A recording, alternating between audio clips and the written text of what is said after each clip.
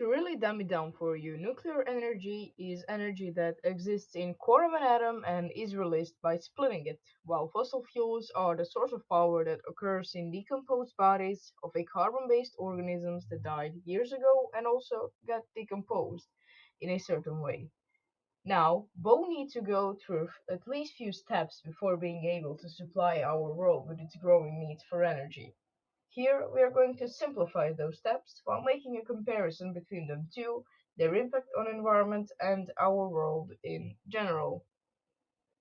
As Tara said, nuclear energy is the potential energy of the particles that are present inside the nucleus.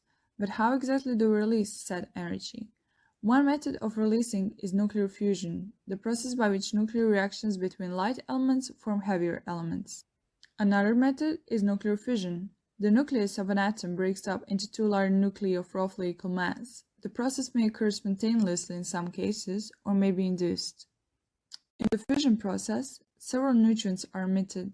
These neutrons can induce fission in a nearby nucleus and release more neutrons, causing a chain reaction in which an enormous amount of energy is released. If controlled in a nuclear reactor, it can provide power for society's benefit. If uncontrolled, as in the case of an atomic bomb, it can lead to an explosion of awesome destructiveness. Now, onto fossil fuel. Fossil fuel is any of a class of hydrocarbon-containing materials of biological origin occurring within Earth's crust that can be used as a source of energy. Fossil fuels can be used to provide heat. This heat may be employed directly, as in the case of home furnaces, or used to produce steam to drive generators and gas turbines in jet aircraft. To determine which one is more efficient, we need to look at how both of them produce energy. Nuclear fission is a pretty self-sustainable process, and once fueled, it can run from 18 to 24 months, and one fuel rod can last up to 6 years.